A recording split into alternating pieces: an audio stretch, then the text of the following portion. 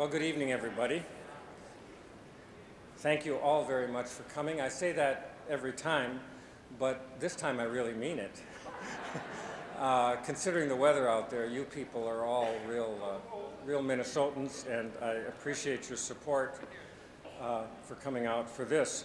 This is our, as you regulars know, or many of you know, this is the third in a series of 5 programs we're doing this academic year on the issues in Palestine, Israel. My name is Tom Morgan.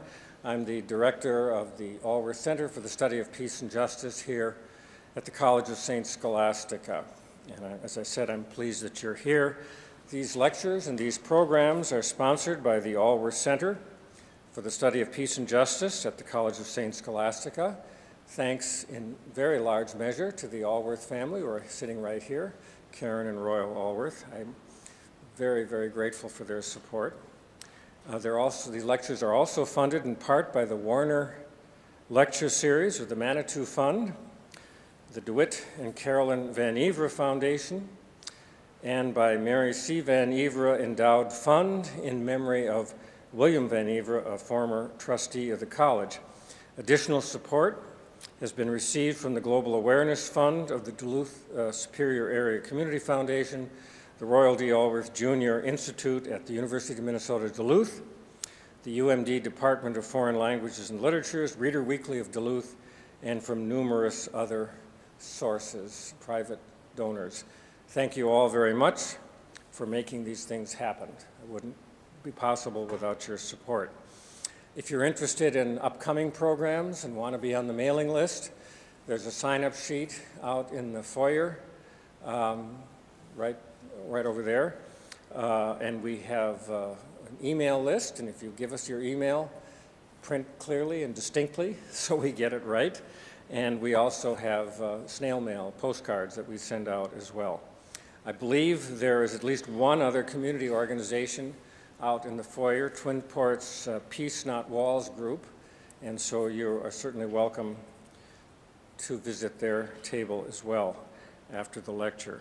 A couple of other things to promote upcoming in this auditorium. The first thing is on Sunday, this coming Sunday, the Rose Ensemble performs at 2 p.m. here in the Mitchell, and their program is entitled Land of Three Faiths, which explores the music of the Hispano-Arabic Middle Ages, where Catholic, Jewish, and Muslim communities flourish together. It also captures the pain of the expulsion of Jews and Muslims from Spain. Uruguayan-American singer Nell Snidas and Jerusalem-born Palestinian multi-instrumentalist Zafir Tawil join the ensemble for this special concert. A discussion with the artists directly following the concert will be moderated by NPR host Mindy Ratner. That's 2 o'clock on Sunday here in the auditorium. And then one other thing I should promote, and this will be the last promotion. We do so much around here, but I will just give you 2. On Tuesday, February 26th, our Department of Health Humanities will be sponsoring a lecture by Brian Volk, an MD, and an author, and the title of his talk is Health, Wholeness, and Humanity, bringing the medical professions and the medical skills together with the humanities. And that lecture is not here. It's in the Wellness Center auditorium just across the street. And that is Tuesday, February 26th, 7:30. There should be flyers out in the foyer about that as well. But back to tonight's lecture. When the lecture is over, you are encouraged to come to the podium here, to the stage, and ask questions. We have microphones on either side, and you just come to the microphone and the speaker will recognize you, and you can ask your questions. I ask you, as is our custom here, to defer to the students. If students have questions, give them a shot, because that's why we're all here. And I have found students very often ask very good questions too. So, but you're welcome to come forward and ask the questions. Next week, Monday, we'll have our talkback meeting or gathering here at the College of St. Scholastica. You should all have gotten a flyer on that, and that will be moderated by Robin Washington. Monday, 7 p.m., well, it's all right here, 3150 here in Tower Hall. So you should all have a flyer on that, and what we do there is talk about what we heard tonight. So that's on Tuesday. On the screen to your left and right, we are displaying the text of tonight's lecture through technology called real-time captioning. Although we anticipate a high-quality format, there will inevitably be errors that are inherent to the technology. Special thanks to the Edwin H. Eddy Foundation, whose generous support makes this inclusive service possible. Thanks so much for that. Speaking of technology, if you have it in your pockets or purse, please turn it off and attend to the words of our speaker. Our speaker was born this evening. Our speaker this evening he wasn't born this evening, but he was born, and he was born in Bavaria. He is the youngest son of Holocaust survivors. He studied in Germany, Israel, and in the United States, where he earned his doctorate at Columbia University with a dissertation on Jewish culture in the Weimar Republic. He is taught at Indiana and Brandeis universities and has been a visiting professor in Haifa, Paris, Zurich, Stanford, Berkeley, Budapest, and Johns Hopkins University. And now he can add Duluth to that distinguished list of appearances. Since 1997, Michael Brenner has been professor of Jewish history and culture at the Ludwig Maximilians University of Munich, where he started Germany's first Jewish history and culture program. And since 2013, he's also been the Seymour and Lillian Abensohn Chair in Israel Studies at American University in Washington, D.C. Professor Brenner is an elected fellow of the Bavarian Academy of Sciences, the American Academy for Jewish Research, and the Accademia Nazionale Virgiliana in Mantova, Italy. In addition, he's the international president of the Leo Baeck Institute for the Study of German Jewish history, and serves on many academic boards, including the Association for Israel Studies, the Israel Institute, and the Center for German and European Studies at the University of Haifa. He's board chair of the Franz Rosenzweig Research Center at the Hebrew University in Jerusalem. He's written 8 books on Jewish history, which have been translated into 12 languages. Some of those books will be in the foyer after the lecture, and I think they'll all be in the English language, so you are welcome to buy them, and he'll sign them for you. He's also has been editor or co-editor of another 18 books. Some 4 years ago, Professor Brenner was awarded the Federal Cross of Merit, the highest decoration in Germany. Professor Brenner is married to Michelle Engert, a professor at American University in the Faculty of Justice, Law, and Criminology.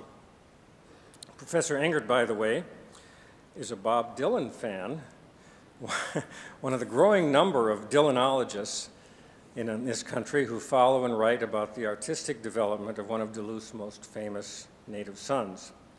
In his spare time, Professor Brenner roots for the Bayern Munich soccer team. Ladies and gentlemen, please welcome Professor Michael Brenner.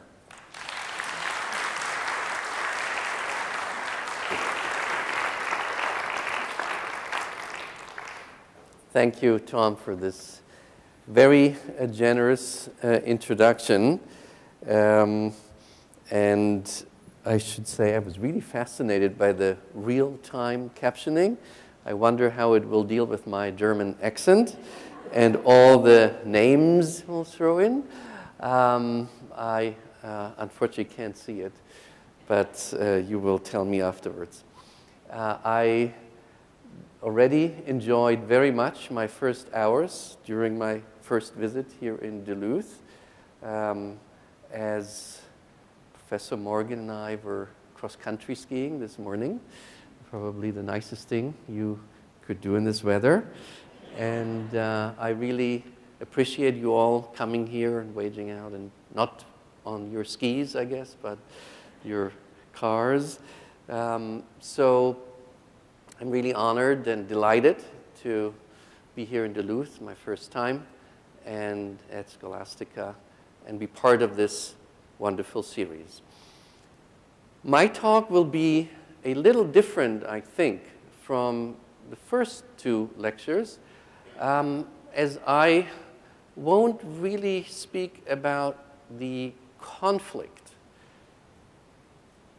but rather on Israel. And Israel is not all about conflict. For those of you who've been there, you know. You read about it every day in the newspaper. You hear in the news, but once you're there, you don't necessarily feel you are in a place of conflict, depending where you are when you come, but very often that's not the case. So I would like to address the question, which is not a small question, of what is Israel, and how did it come about, and why should we care? So let me begin, and I admit I'm a historian, so you have to bear with me, going sometimes to different centuries. And let me start in August of 1897 in the beautiful Swiss city of Basel, where Theodor Herzl, you'll hear more about this name, Theodor Herzl, a renowned Viennese journalist and the founder of a movement called Zionism, convened the first Zionist Congress in August of 1897.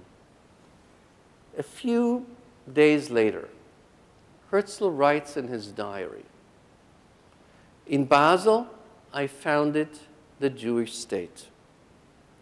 If I said that loud today, I would be greeted by universal laughter. In 5 years, perhaps, but certainly in 50, everyone will perceive it." So let's, fast forward 50 years. This was 1897. Let's go to 1947. November 1947, Lake Success, that was where the United Nations were housed before they moved to Manhattan. United Nations General Assembly in November of 1947 discuss a partition plan. The partition of a British-ruled mandate meaning it actually belongs to what used to be the League of Nations and now is the United Nations, but ruled more or less like a colony by the British.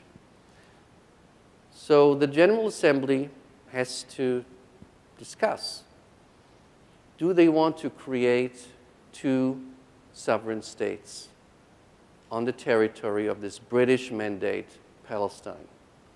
One Jewish state and one Arab state. I wouldn't say Palestinian state, because the whole territory was Palestine. And if you asked in 1947, are you Palestinian? A Jew in Palestine would say yes to that, just as an Arab Palestinian would say that. Only later is it clear that when we talk about Palestinians, we mean Arab Palestinians. So this plan is on the table. And basically until the last hour, it is not clear how the United Nations members, weren't that many at the time, how the vote would end, how it would conclude. It turned out, once the Russian delegate, Andrei Gromyko, later long time foreign minister, but then he was the delegate, the ambassador of the Soviet Union to the United Nations, gave a fiery speech in favor of partition, which meant in favor of the foundation of the establishment also of a Jewish state. That the vote probably would go in favor, because once the Soviet Union would give a vote in favor, it was clear, actually, Ukraine and Belarus had 2 votes too, but also all the other satellite states in Europe and other states. And I should make clear, it was the Zionist organization and also most of the Jews of the world who were very much in favor, even though ideally they wanted to have the whole of Palestine, but they were very much in favor of the partition plan, because that would mean what Theodor Herzl said 50 years earlier, the creation of a Jewish state. As he said, in Basel, I founded the Jewish state. So 33 states in favor, 13 against, and 10 abstained. At the end, it was clear partition found the necessary majority. And a few months later, on May 14th of 1948, the State of Israel was declared. In the middle of a war, we'll come back to that later. So in rather unusual ways for historians, I would say, of course, without knowing, Theodor Herzl said something quite prophetic when in 1897 he wrote in his diary, in 50 years, the Jewish state will exist and will be perceived as such by the world, and they won't laugh at me anymore. It took 51 years after he wrote this down. Maybe, we should also say, we should not forget all that what happened during these 50 years. Things Herzl, of course, was never able to foresee. 2 world wars. Over 2 million East European, mainly Russian Jews, left Europe, not to Palestine, but to this country. Palestine changed its rule from Ottoman Turkish rulers to British rulers. And of course, the Holocaust, where 6 million Jews, in the Zionist ideal, 6 million potential citizens of a future Jewish state, were killed. All of this, Herzl, of course, could not foresee and in no way predicted. So who was Herzl? Maybe we should start with a few remarks, because it was him, Theodor Herzl, who almost single-handedly created a movement, the Zionist movement. He was an unlikely person to do so. Born in Budapest in 1860, part of the Habsburg monarchy, he moved with his parents when he was 18 years old to the capital of this big multinational empire, to Vienna. He wanted to be a playwright. His language and his parents' language was German. He wanted to be a German playwright. And in fact, he wrote a lot of plays.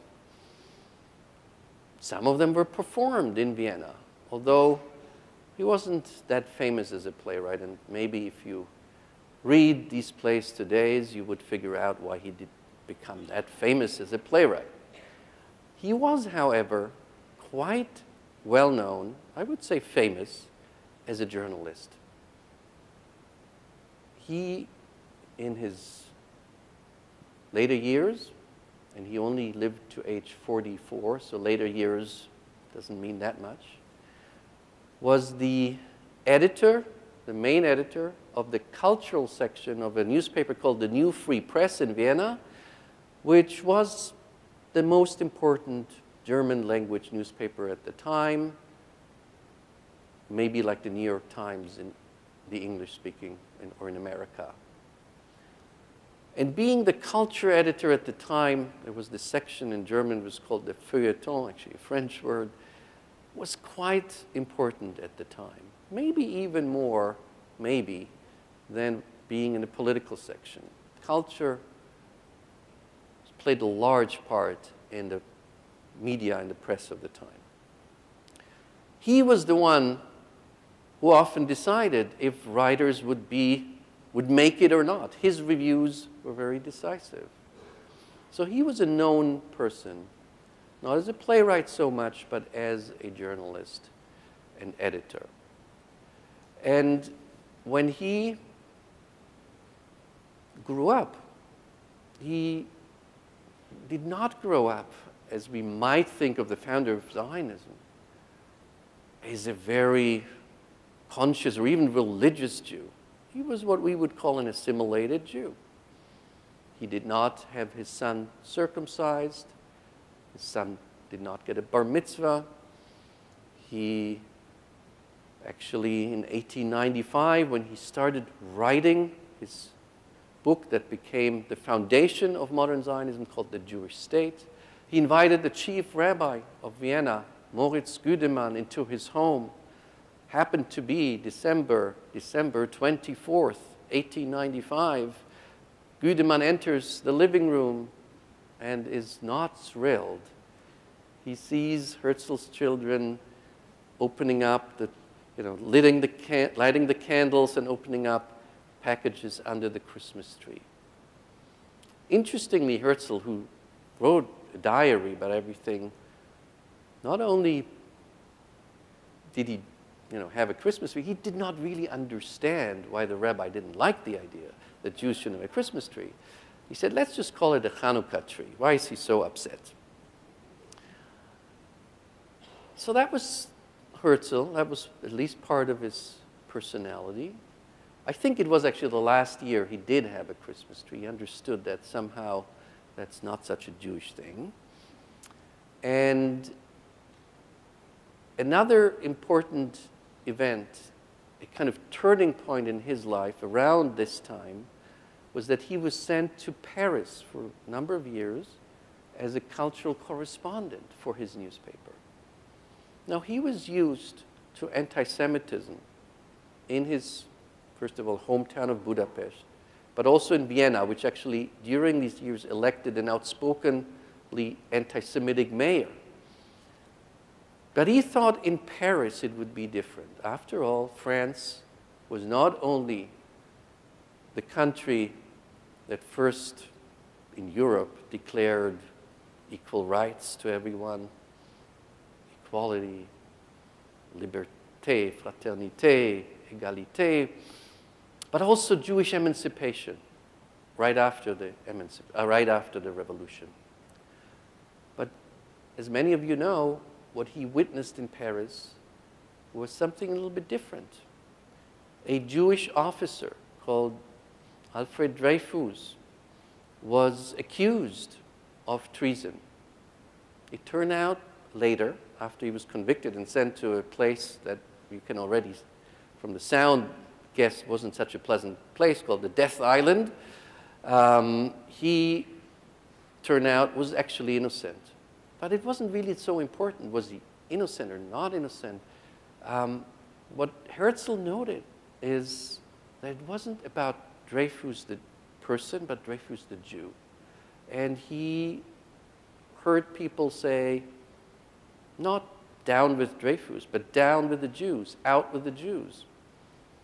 And he thought, we're now in the mid-1890s, if this is possible in France, the motherland of the idea of equality, of Jewish emancipation, if anti-Semitism is possible here, then it's possible anywhere. And that was the background to his little book he wrote called The Jewish State. I should say Herzl was not the first one to write something suggesting a Jewish state. There were others before him. But the time wasn't ripe. Many of those, and we can, if you're interested, can go into more detail who they were. throughout the 19th century.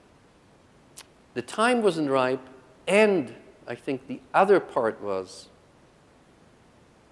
the personalities were different. Because Herzl did not only write this little book, he went on to create a movement. He convened the first Zionist Congress.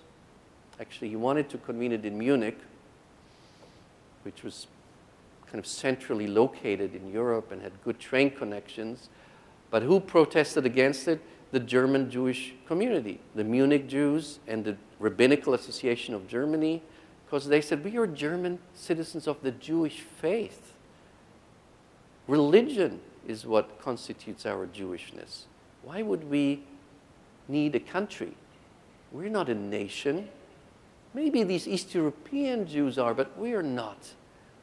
And if we want to create a country, then maybe the anti-Semites will say, we're not loyal German citizens. So the German Jews did not like the idea. Well, he couldn't hold it in Munich. That's why he went to Basel. So when I tell the story in Munich, where I lived part of the year, I would say, you know, if he had done it in Munich, there would be a Munich street in every Israeli city. Now it's a Basel street in every city in Munich, in Israel.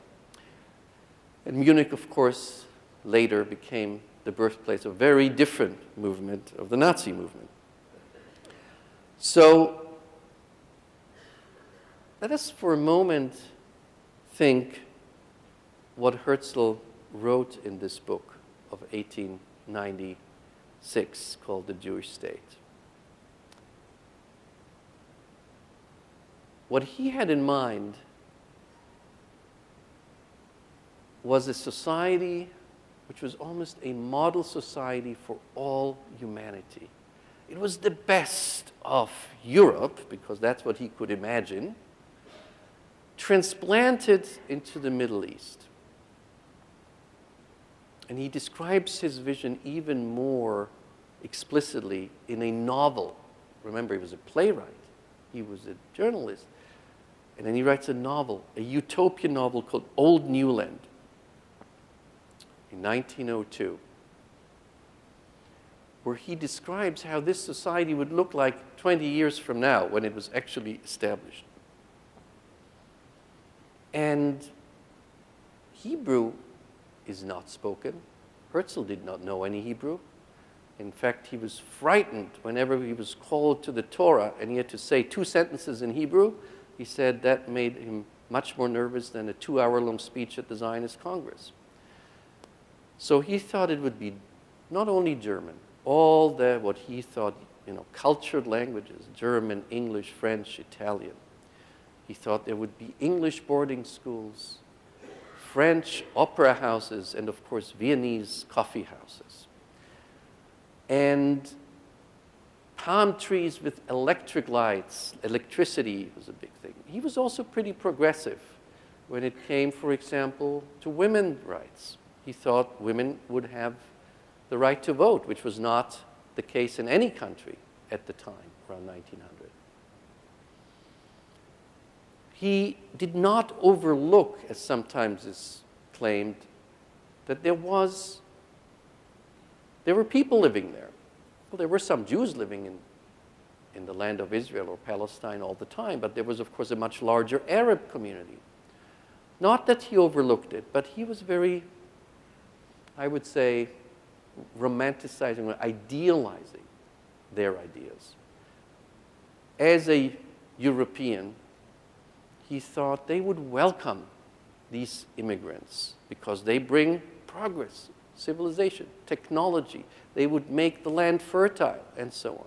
How could they reject the immigrants? That was quite naive. Even some Zionist contemporaries told him, no, that's not the case. That's not really realistic. But that's what he thought. Herzl, just to conclude this biography, besides being the editor of this newspaper, during the last 10 years or whatever, 8 years of his life, went around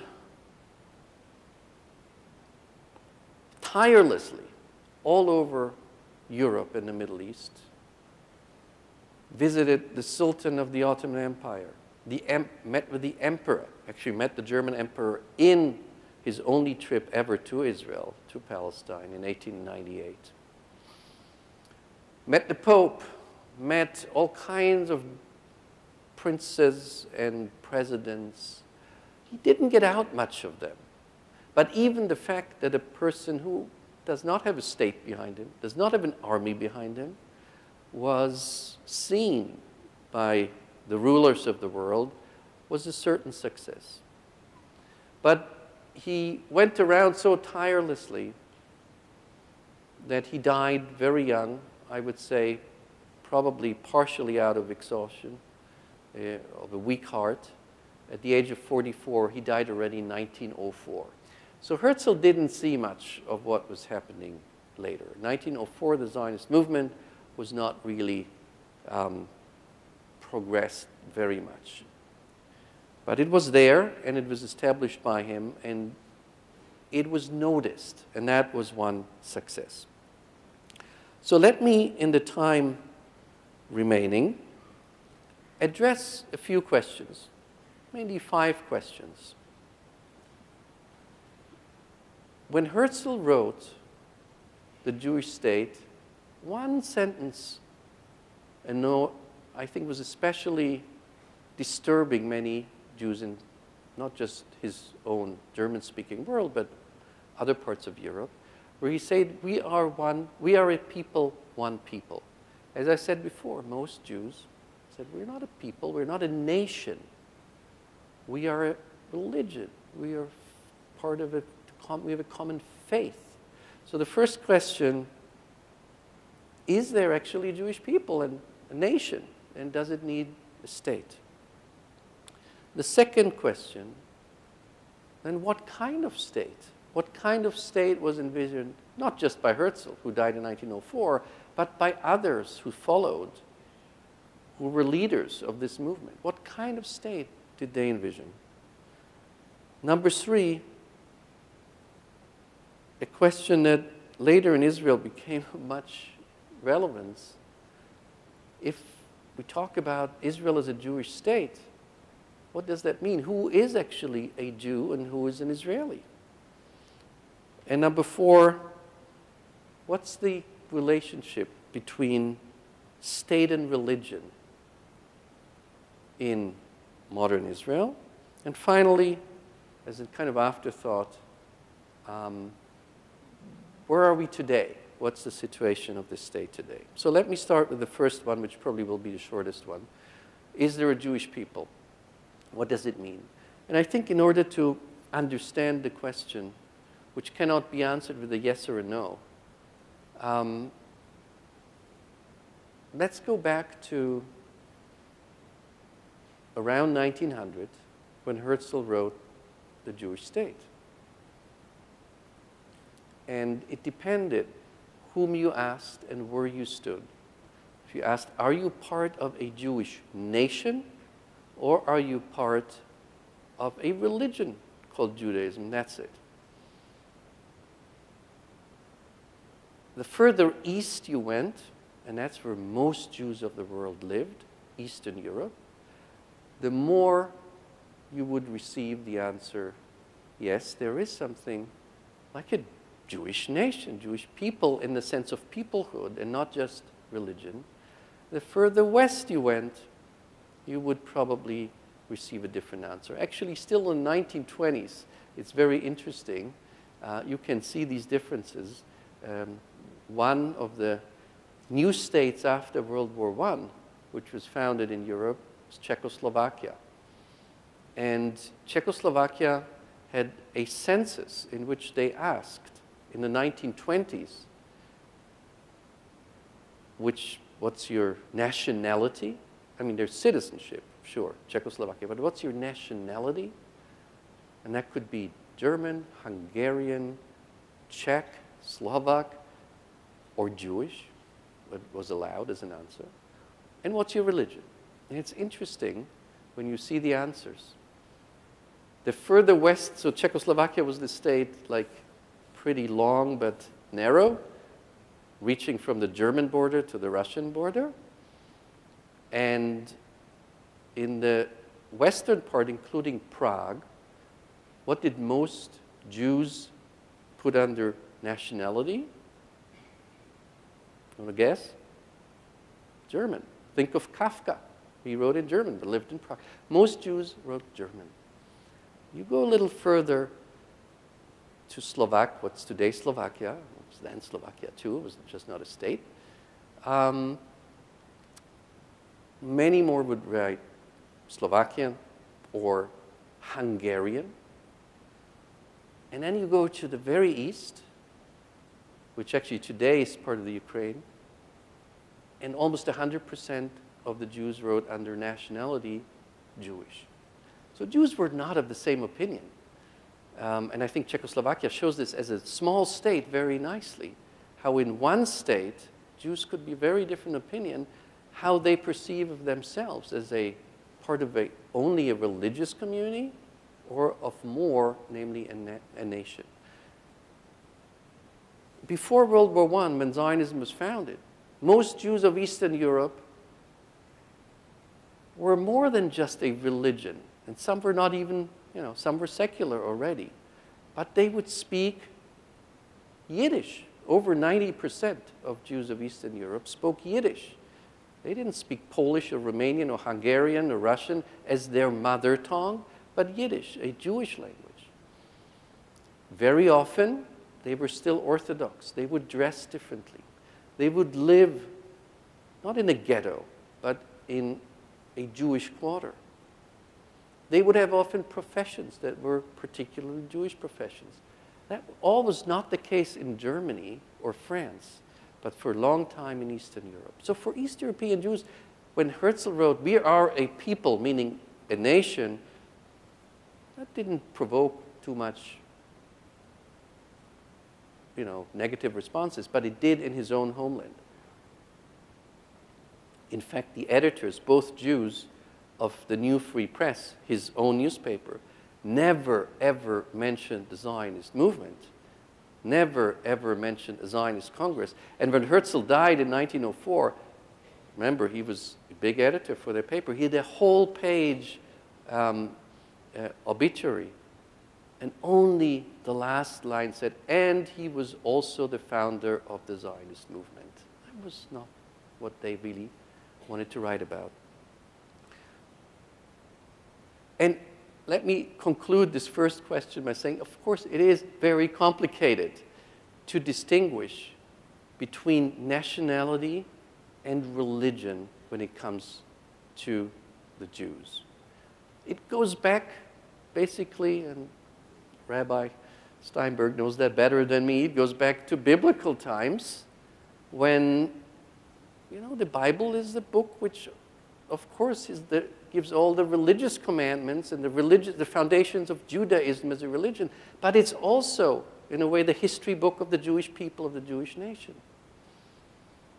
And the division between a religion and nationality is a relatively modern phenomenon. It really started, if you want a date, I'll give you a date, December 24th, 1789, a discussion in the French National Assembly after the Revolution. Count Clermont-Tonnerre gets up and says, we should grant everything to the Jews as individuals, but nothing as a nation, which meant they should integrate as French citizens of the Jewish faith, but they have to give up everything that is more than that. Their language, their clothes, they have to have French names. They can become French citizens, but nothing as a collective that means anything else than like going to synagogue instead of going to church. So Herzl, in a way, noticed that his own family, they were no longer religious. So he couldn't say what distinguishes us Jews from our Catholic neighbors in Vienna is, they go to church on Sunday, we go to synagogue on a Shabbat, on a Saturday. It was like, you know, we're not going to synagogue on a Saturday, and they're not going to church on a Sunday, but we still are seen and conceived, even if we don't want to be, as Jews. In fact, his whole writing was a reaction against anti-Semitism and exclusion. That was his motive to become a Zionist. And the first idea he put down in his diary, how to solve this, was a very traditional answer. He described in every detail how he would lead the Jews of Vienna to St. Stephen's Cathedral. If you've been to Vienna, you know, beautiful, large church. And they all would convert to Catholicism. Then he realized, well, that might have worked 50 years earlier. But in 1895, when he wrote this, anti-Semitism now was racist. They didn't care, the modern anti-Semites, if you were baptized or not. It was the blood, not the faith. And of course, that was what later we see in Hitler's anti-Semitism. You could be Protestant and Catholic. If you had Jewish parents or even grandparents, you would still be considered Jewish or non-Aryan. So he realized that plan would not work. And only then did he come up with his idea of Zionism. So what kind of state, what kind of a state did he propose? Well, first of all, where was this state to be? And Herzl in the Jewish state was not so clear about it. He says there are two options we have. We can have a Jewish state in Palestine, in Palestina, as he says, or, anyone knows what his other alternative was? That came later. Argentina. Why Argentina? Well, first of all, Argentina was very much welcoming to immigrants. They wanted to bring in people from Europe at the time. And there already was a Jewish settlement plan, agricultural settlements of Russian Jews in Argentina by a Jewish philanthropist in Paris, Baron Hirsch. Actually, some of these are still there. Moisesville is one of the agricultural little settlements. So he thought of both, and he actually wrote in his diary, I think Argentina is more realistic. But then he immediately, or soon, learned it wouldn't work. Because if you want to create a movement to bring millions of Jews out of Europe, and he did believe these millions of Jews were threatened by real anti-Semitism. He didn't, foresee Hitler and the gas chambers, but he knew there were pogroms and real anti-Semitism. And after all, as I said, 2 million Jews did leave for America because the situation, especially in the Russian Empire, was appalling. So Herzl did, in fact, think that that you need more than just a rational plan. You have to appeal not just to the intellect, but to the emotions, to the heart of the people. Now, Jews, even though the majority of Jews, of course, for 2,000 years had not lived in the land of Israel, every Orthodox Jew, and most Jews at the time were Orthodox Jews, prayed 3 times a day for the return to Zion. This was an idea very much ingrained. They didn't forget the land of Israel, Zion. They didn't forget the Hebrew language. It was the language of their daily prayers. So Herzl realized Argentina, or later planned the British, presented East Africa, Uganda, actually today's Kenya, the Uganda plan. Well, he was actually positively inclined, but he realized it wouldn't really draw the masses, the Jewish masses of Eastern Europe. Their idea is to return. They didn't want to come like colonizers. That was a land where Jews had lived, and that's a land where Jews still lived. There were Jewish communities in Jerusalem, in Tiberias, in Tzfat, in Hebron. So the idea was always the idea of a return, not a colonizer who comes to a strange place, exploited, and brings the profits back to Europe. That was not Zionism. So he gave up his Argentina plan, said we have to really save European Jews, and it can only be in that place of the earth. By the way, he painted, now I'm speaking a lot about Herzl, I realize, but he is a fascinating figure. And after all, he's considered the father of modern Israel. He painted a flag of his state, which he didn't call Israel. And the flag had 7 stars, not like today's flag of Israel. 7 stars. Anyone? Any ideas why 7 stars? Yes?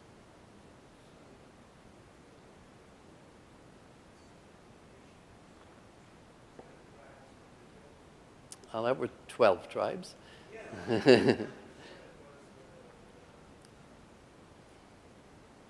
But 7 was, you're right, 7 is a number that appears a lot. Well, as almost everything in Herzl's writing, it had nothing to do with Jewish tradition. The 7 hours of the working day. That was his idea.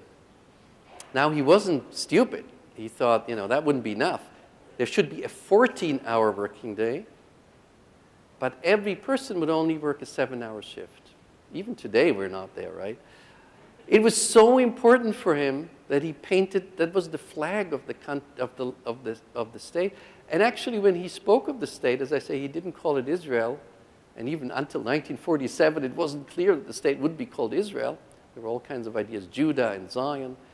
He often called it just the 7-hour land. So important this was to him. So you get an idea who this founder of the State of Israel was. And I think it's really important. If you see Prime Minister Netanyahu or other Israeli politicians, they always sit under a picture of Herzl. And I often wonder how many of them actually have read Herzl. Even Shimon Peres, who was one of the more intellectual leaders of Israel, in his later years, he was already in his 70s, said, oh, actually, I've never read Herzl. And then he started to read it, and he wrote an interesting book where he travels with the imaginary Herzl through Israel in the 1990s and describes what would Herzl think today of Israel. So that's a whole genre which develops, actually. So what kind of state? For Herzl, as I said before, it was supposed to be, first of all, a secular state, a state where Jews and Arabs would live so peacefully because he couldn't imagine the Arabs wouldn't welcome the Jews. He said, well, there will be an army, but the army will remain in its barracks. They will never leave their barracks, and the rabbis will never leave their synagogues. Not exactly as today's Israel looks like. He thought that, again, the best of Europe would be there. Now, as I said before, he was already criticized at the time. You know, the Jewish community is a community with a lot of dialogue and discussion and criticism, so you cannot imagine that he would not be challenged. Of course he was challenged. One of the big challengers was a person who was called Asher Ginsburg, but his actual name, under which everybody knew him, was Echad Ha'am, which means one of the people. He was a Russian Zionist, lived in Odessa.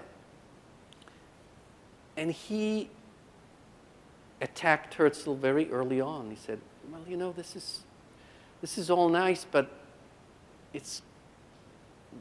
what he has in mind is assimilation on a large scale, on a collective scale. He wants to have a state that there's nothing Jewish in it.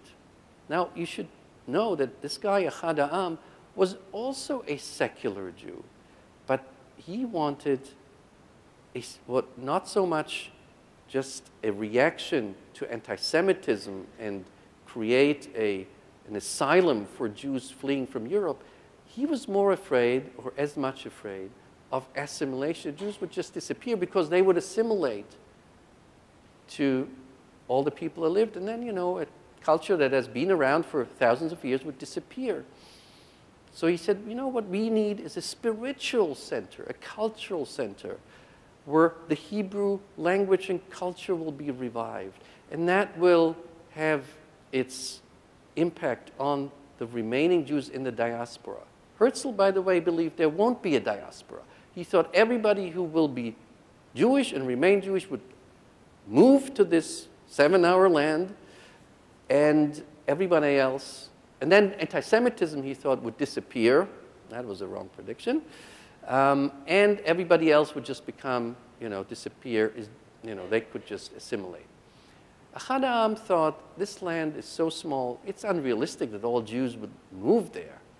Nobody, by the way, envisioned that almost, like today, almost 9 million people would live between the Jordan River and the Mediterranean. So Ahad Ha'am thought it would be a small center that would be the nucleus of a revitalization of Jewish culture worldwide.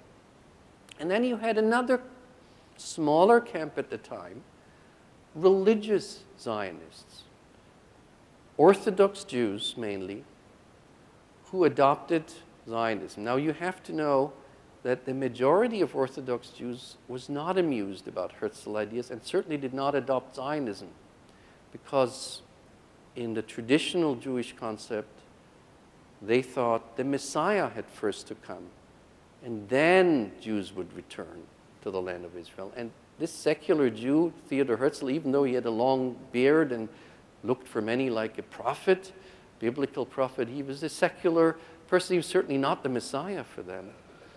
But there were some Orthodox Jews who found a way to compromise and say, maybe, this is the beginning of the Messianic age, and maybe we can advance it, and so on and so on. And they would form a Orthodox religious Zionism. What did they envision? Well, they envisioned a Jewish state that would have not secular laws like most of the Zionists thought, but would be a state according to Jewish religious laws, halakha. Like, maybe Iran is an Islamic republic, but they were a very small minority. In fact, the largest group, after Herzl died and after World War I, the largest group within the Zionist movement was labor Zionism, was Socialist Zionism, people who established the kibbutz, a collective settlement where you don't have your private property. It's a kind of one of the few, maybe, communist experiments that actually succeeded for a while. And the leaders of both the Zionist movement before the state was established and after 1948, David Ben-Gurion, the first prime minister, they were all socialist Zionists. So religious Zionists did not have so much to say. These were all different concepts of how this state would look like. Herzl's concept of a kind of European, German, English, French-speaking state, Ahad Ha'am's concept of a secular Hebrew-speaking state as the spiritual center for the existing diaspora, or religious Zionism as, in fact, a theocracy. Now, what actually happened in the end? Who won? And let me go to question 4 and then maybe question 3 later. State and religion. So who won? Well, as I said, the majority, of course, were secular Jews. The idea was to establish not a theocracy. And when Israel was established in 1948, it was very clear that this would be a secular society. However,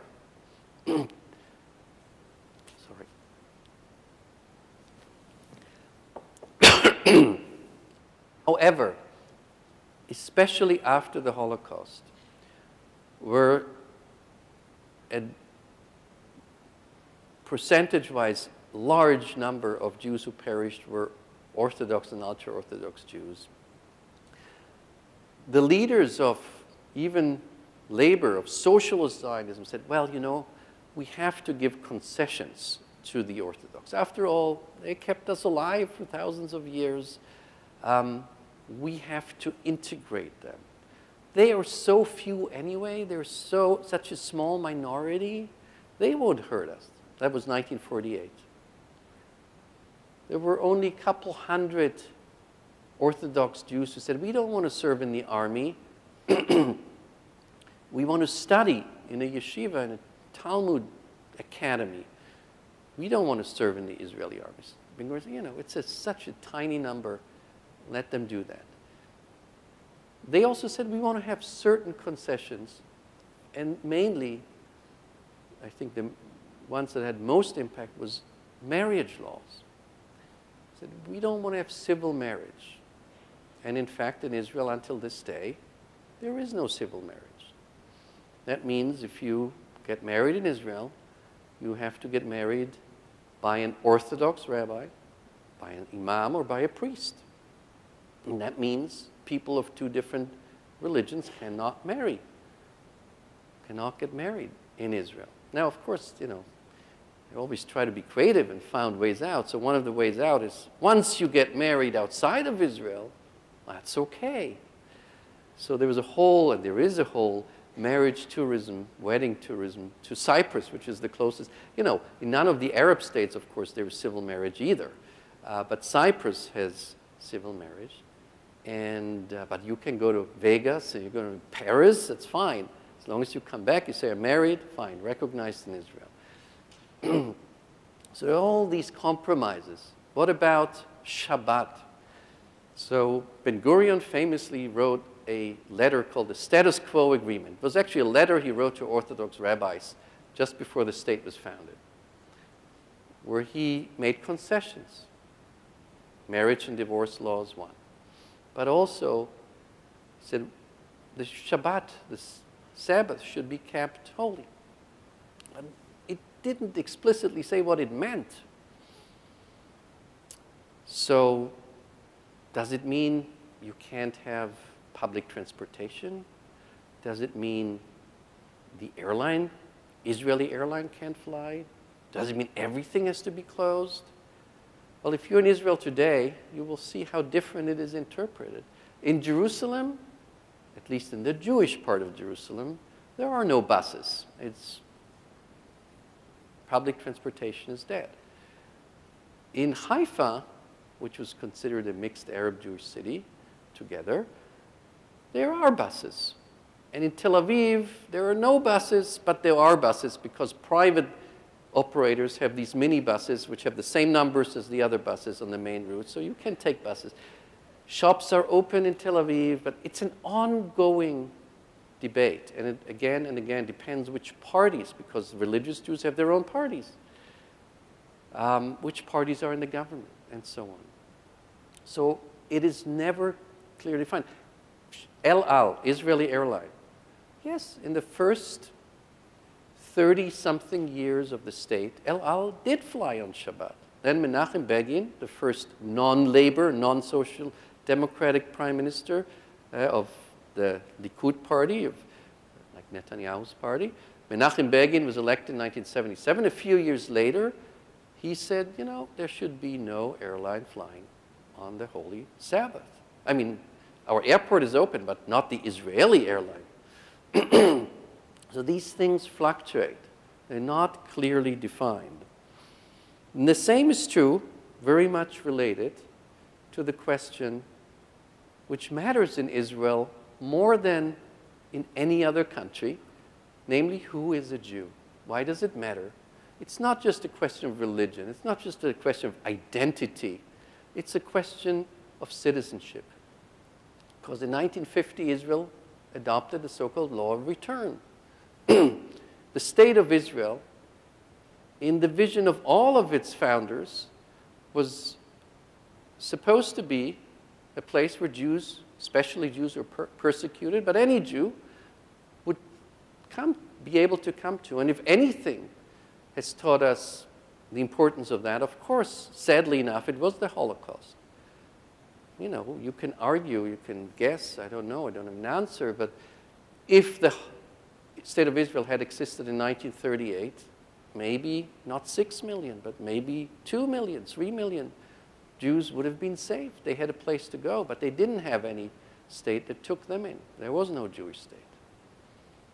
So the idea that this law of return should be introduced was pretty non-controversial. And it said that every Jew has the right basically to immediately receive Israeli citizenship. But what it does not say is who is a Jew. Now, Orthodox Jews have a clear answer. It's the son of a Jewish, or the son of a daughter of a Jewish mother, or a person who converts to Judaism. Well, converts with an Orthodox rabbi. That's already something restrictive. But the question is quite difficult, and it became more and more difficult in our own time. What about Ethiopian Jews, for example? Some rabbis consider them as Jews, others said, nah, not really Jewish. So they may have to undergo at least a symbolic conversion, something.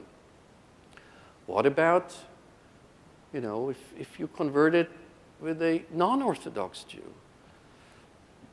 What if, like Reform Jews in America would say, equality, you know, gender equality, if only your father but not your mother is Jewish and you're raised Jewish, maybe then you should be considered Jewish too. So in 1970, Israel amended the law. And it was a reaction to some cases, especially one case brought to the Supreme Court of Israel. And the most famous case was the case of Brother Daniel, whose actual name had been Oswald Rufeisen, a Polish Jew who during the Holocaust had actually saved many other Jews by finding hiding places, creating false papers, until he was caught himself. And then he was able to escape and was hidden in a monastery.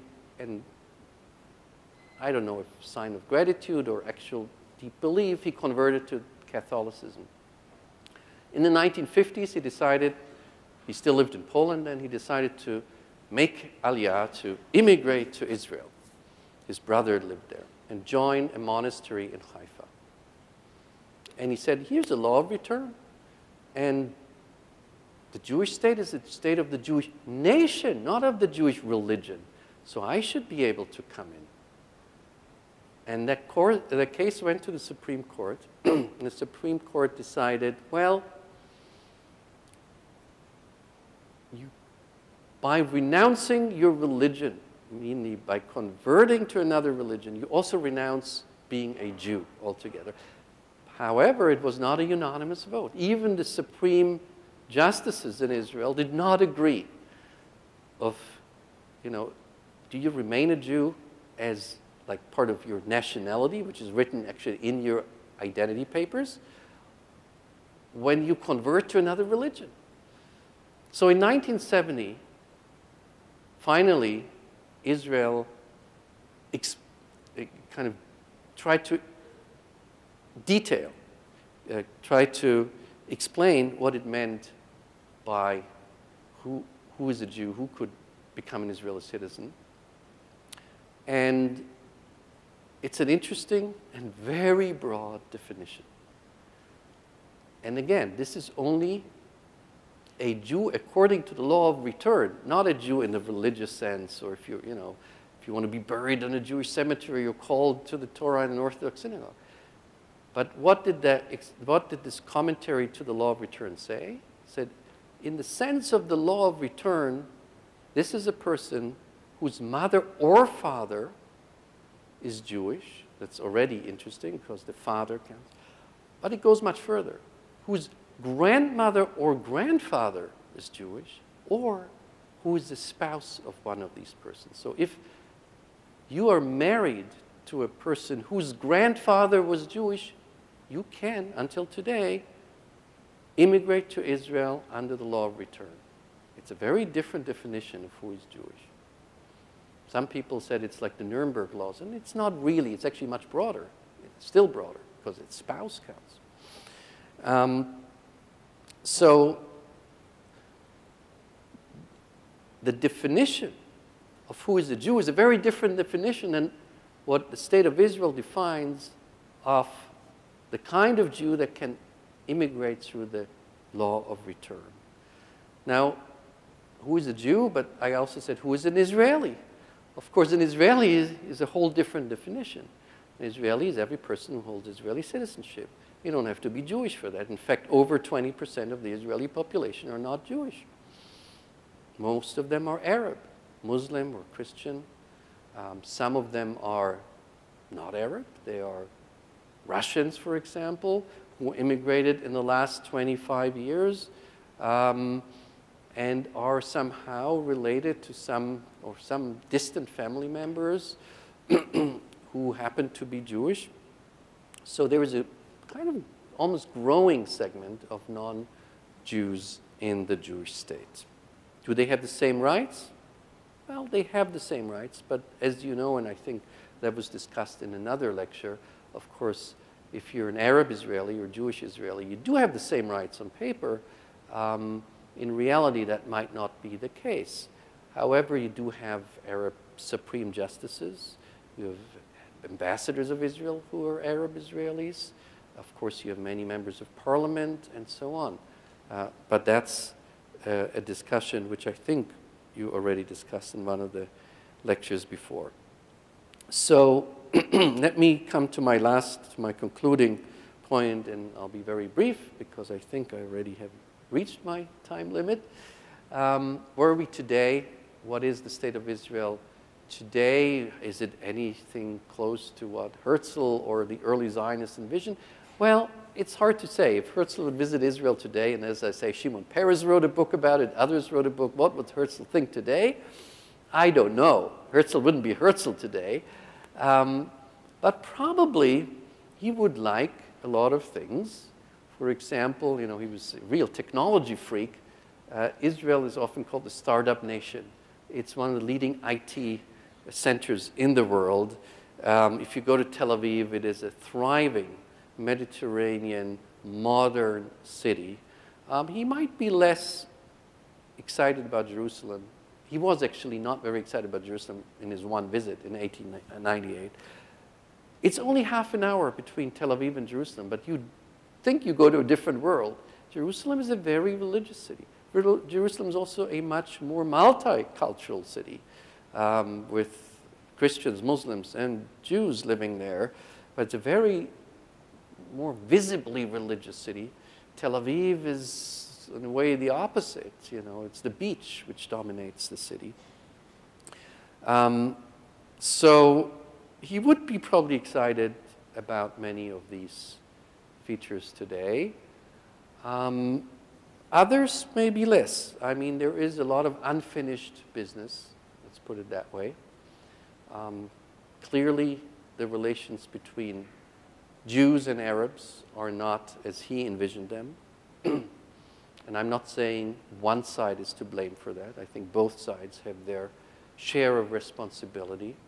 And, you know, it's not the topic of my talk, but we can discuss that if you want. And of course, Israel is also surrounded by states that are not Canada or not France or Belgium. There is Syria, which is torn by a terrible civil war for many years, and before that by a terrible dictatorship. Lebanon, torn by decades of civil war. Jordan, surprisingly stable, but certainly not a modern democracy. Same with Egypt, not exactly a model of democracy. So Israel, with all its problems, is a vibrant democracy. Yes, it's also an occupying nation. It has the West Bank as something, and I didn't talk much about the history of '67, where Israel, I think, had a second founding, where a lot of the problems of today began. But with all these problems, it is part of a region that we have to understand as a very different region than North America or Europe. And let me end with this. One of the ideas of many of the early Zionists was to create what they would call normalization. They considered 2,000 years of exile, of Jews being a minority if persecuted or not persecuted, but always vulnerable, as an anomaly that has to be healed, it has to be changed. In order to solve the problem of anti-Semitism, that was the idea of Zionism, we have to create Jews have to take their own fate into their own hands. They have to have their own state, their own army, control over their own fate. And they would be just a state like any other. That was one of the main ideas. Now, if you look today, it's not exactly the case. Israel is a very small state. Israel, even though now it has 8 to 9 million people, it's like the size of New Jersey. If you look at the ranking in terms of size, I think it's like 98 or something among the members of the United Nations and in terms of population around that. But if you look at the media coverage, it's probably number 3 or 2 or 1.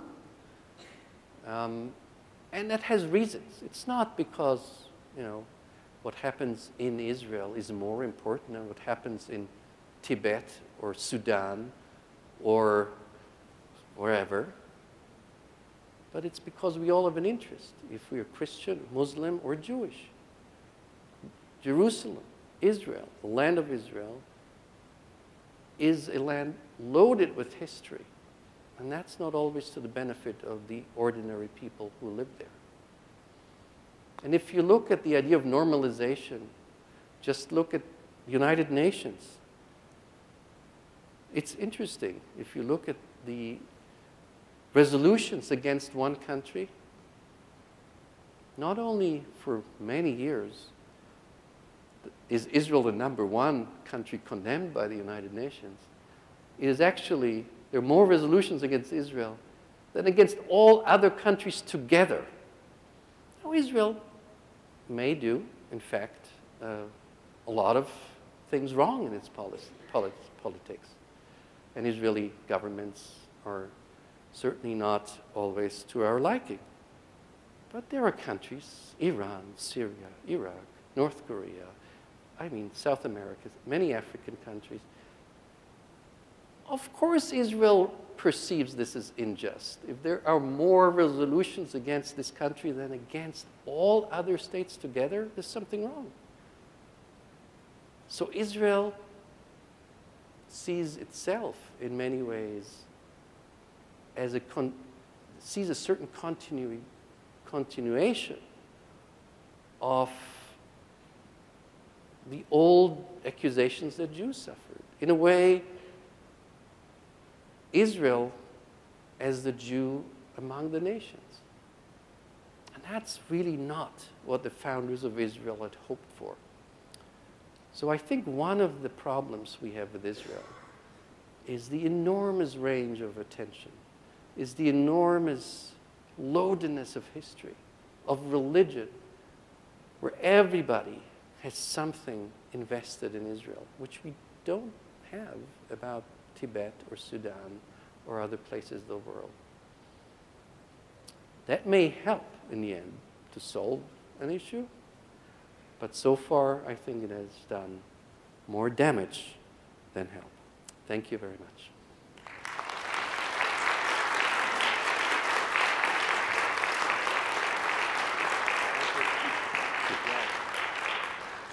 All right, now question and answer. Here comes a question, and I'll bet you'll have an answer. Thank you. Hello. So I guess we've kind of been discussing whether or not Israel should exist. And so I want to know, if no one can even agree on what Israel is supposed to be, how can we argue about whether or not it should exist in the first place? And what should we do instead of Israel if Israel is not the answer? Mm-hmm. So I didn't discuss the question of Israel should exist. I think Israel should exist. No, but I think we've been discussing it with our other lectures. Okay, it's interesting. You wouldn't ask if Denmark should exist. You wouldn't ask if, I don't know, Sudan should exist. But everyone asks, should Israel exist? And I think the answer is, of course it should exist. There are today over 6 million Jews in Israel. who don't have anywhere else to go. And in fact, many of them have been expelled from Arab states, not from Europe. So I think it should be a premise. It shouldn't be a question that Israel should exist. How should Israel behave? It's a different question. I don't like how Israel behaves always. I don't like how Israel behaves now. But the behavior also has reasons. And, you know, in 1947, as I said before, the United Nations voted to create two states, a Jewish state and an Arab state. Jews weren't too happy because it was a very small state. But they said yes. The Arab world unanimously said no. 1967, Israel occupied, as part of the Six-Day War, parts of Egypt, Jordan, and Syria. They hoped the Arabs would come, the famous phone call from Cairo or Damascus. But the Arab League said three no's. No to peace, no to negotiations, and no to recognition of Israel. So there is a history. We cannot just start with, you know, what's going on today. There is a history that Israel felt it was not recognized. Now you can say, okay, why should the Arabs recognize Israel? Why should they pay for the sins of the Europeans, right? But today we have a situation where we have the largest Jewish community in the world, and I think it has a right of their own state. The Palestinians have a right to their own state too. I believe that. But I think Israel should exist, and I think that should be a given. Does that answer your question? Yeah, it helps. Thank you. Okay.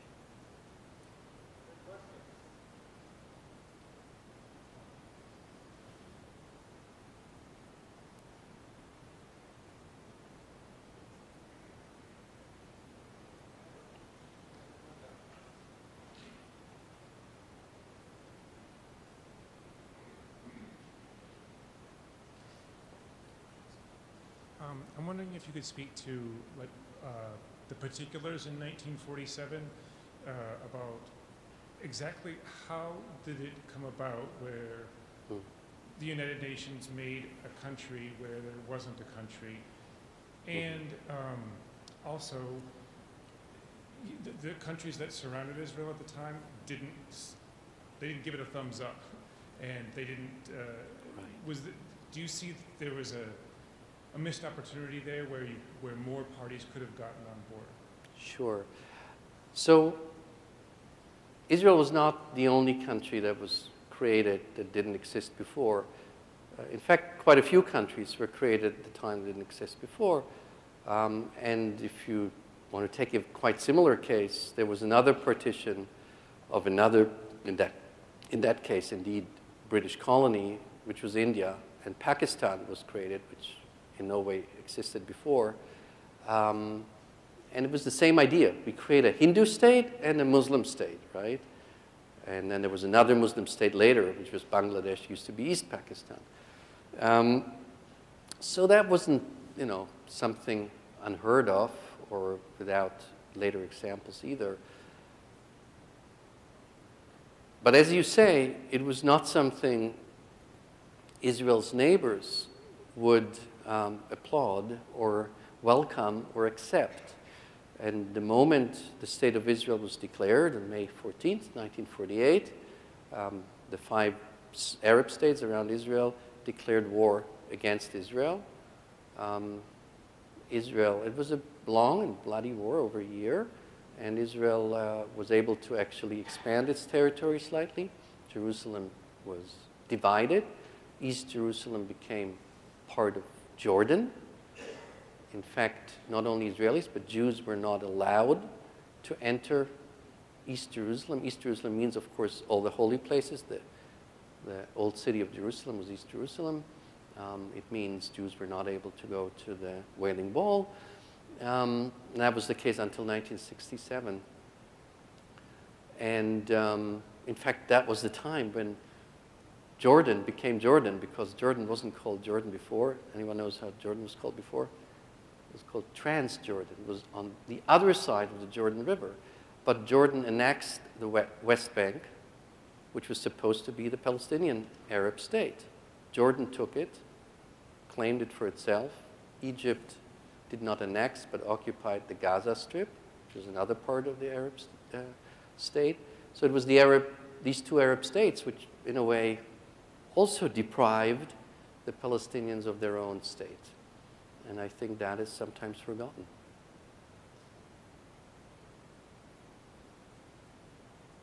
Please. Yes. It's hard for me to see.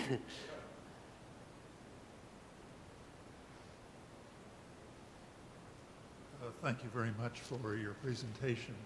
When you were talking about what it means to be an Israeli and then what it means to be a Jew within Israel, what would you say about the more recent law passed by the Knesset, kind of the nation-state law, right, the distinction that's made there? What does that mean in the long run? Yeah. So the nation-state law, which was passed last year, by the way, a very small minority, only 62 of the 120 members of the Knesset were in favor, so it was a very slim majority. In a way, if you look at the nation-state law, you could say, okay, but that's a given. I mean, wasn't the state of Israel founded as a Jewish state? In my view, it was a totally unnecessary law, because so Israel doesn't have a constitution, but even the Declaration of Independence made clear Israel is a Jewish state and it's a democratic state. So why do this now? And in fact, I believe, why have this unnecessary provocation of the citizens of Israel who are not Jewish? It doesn't make them second class, but it could be interpreted to sound like that. And we had a lot of discussions about this in Washington, American University. It's interesting also how Palestinian citizens of Israel conceive of it, and very, very differently, actually.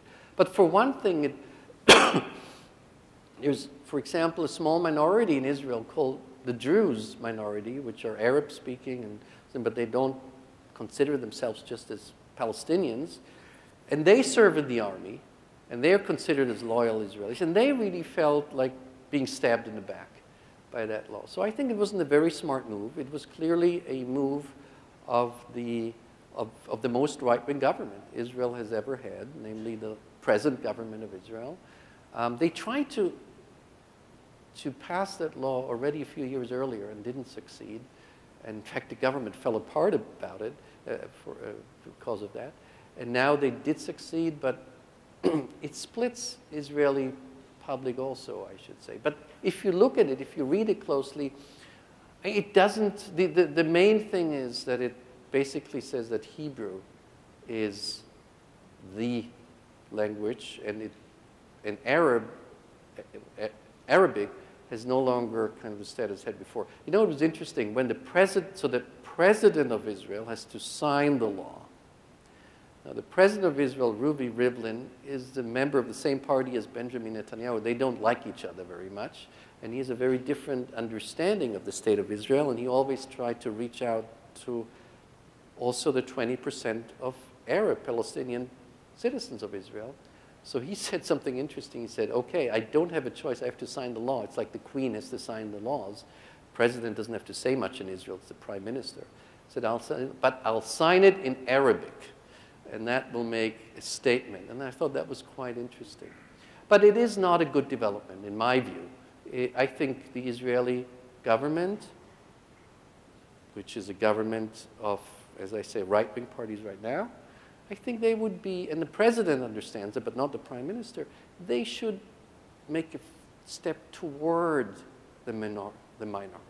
They should even learn that from their own history, from Jewish history, where Jews were a minority.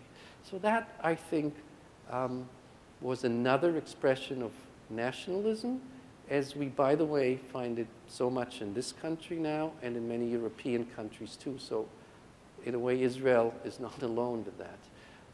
You have many similar laws actually being passed in European countries now, especially Central European countries and East European countries. I'm not a big fan of it, but I also don't think it is now, we can say, oh, now it's an apartheid state. Well, you know, if you read the law, this is very far from that. But it's totally unnecessary, and I think it basically states what Israel is already about when it was founded. And yes, Israel, that's true. Israel has Jewish symbols. It has a Star of David in its flag. The national anthem has very clear, Jewish symbolism. And it is hard for and I understand that, for an Arab Israeli to sing the Israeli national anthem with the same enthusiasm. It's true. Some people argue, so there are European states which also have Christian symbols in their flags, and right. I mean, there are crosses in some flags, and they are Christian symbols. Like in the Star of David is a Jewish symbol. But of course, it was the idea to establish one Jewish state where Jews would feel at home. But at the same time, I think at least the founders of the State of Israel thought we would be able to treat the non-Jews, meaning the Arab population, equally. And that's a big challenge still to be fulfilled, and I think it's a very important challenge Israel has to fulfill. I have met at the same time many Israeli Arabs who say, if I have a choice, I would still live in Israel because it's a democracy.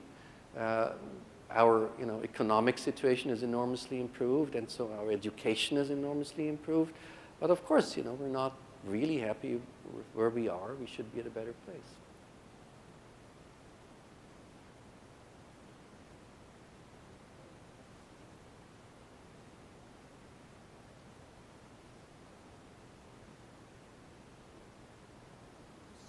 About the history of the historical connotation of the word anti-Semitism. Oh, yeah. Does it mean today, I know what it means right here in Duluth, Minnesota, how has that term changed since its conception? And what did it mean? You talked about Herzog starting in Eastern Europe and going to Paris, and how it was a very different feeling for him. So can you briefly talk about the history of that term and its connotation from its roots to how we view it today? Yeah, briefly. That's the I did once taught a whole lecture class on that. But it's a good and very legitimate question. Thank you. I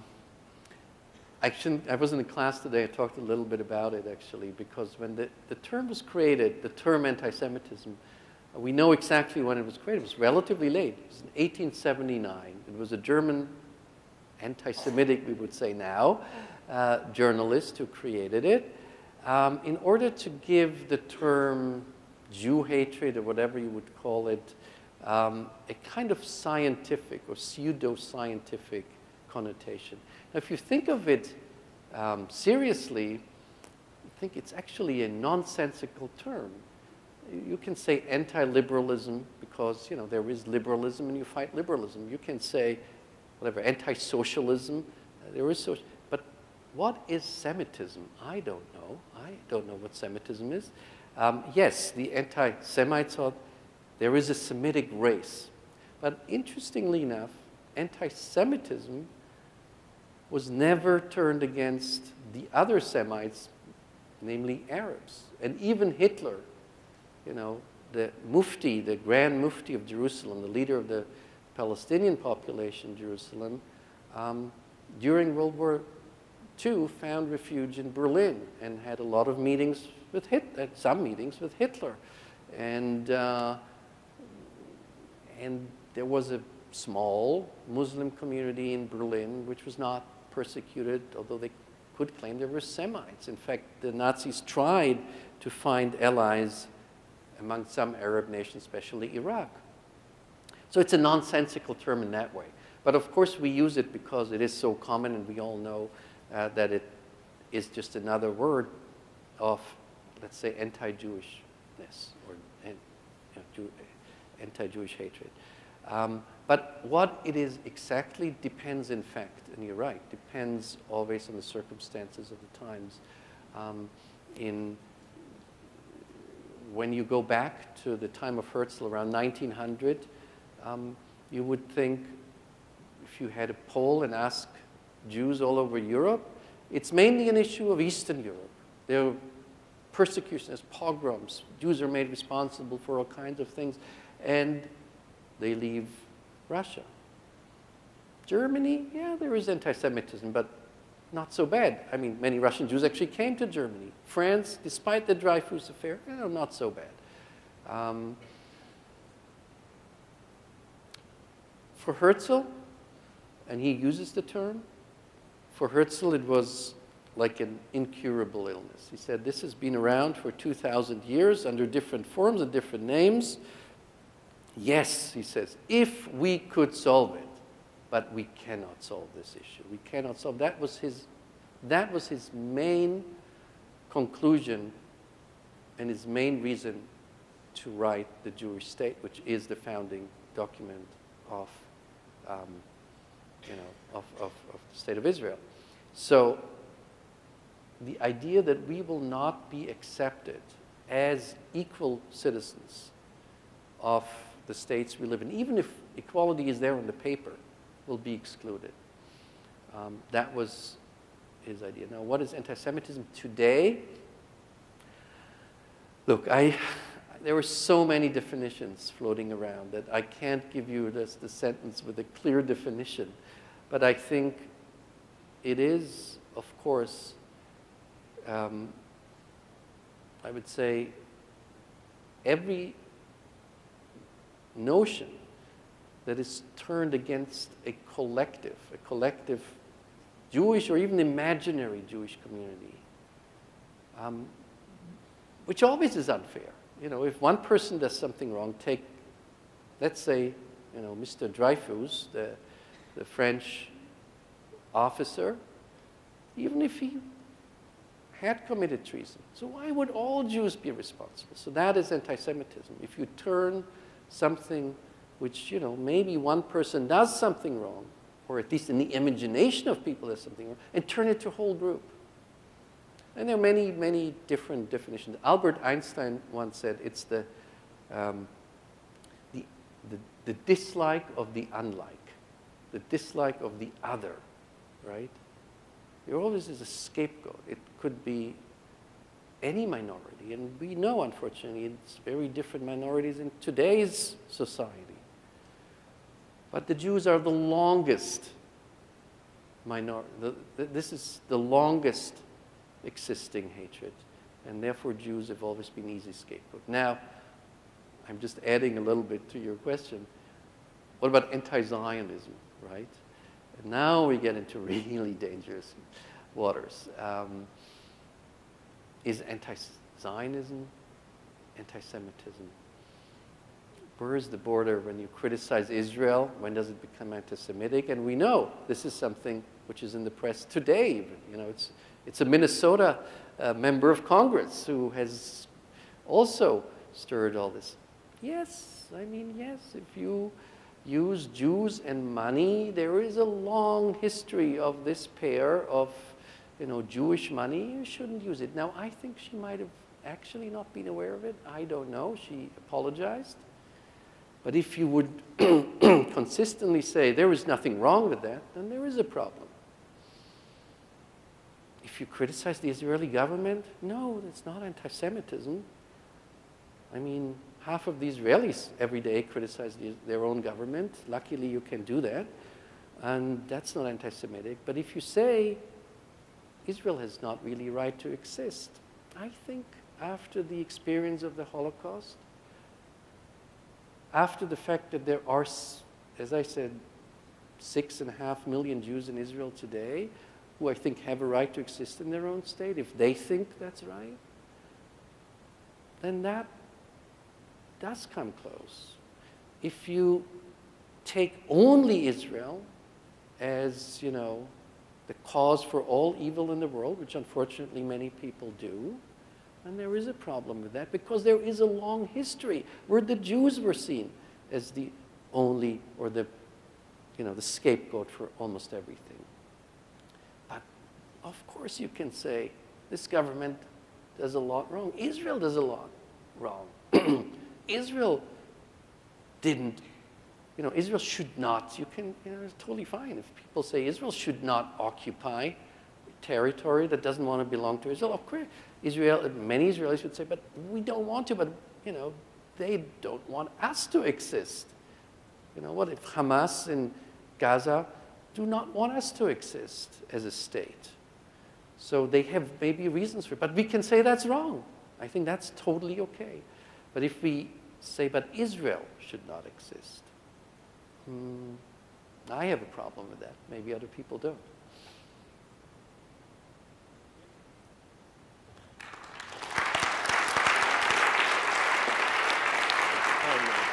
Thank you very much. Thank you.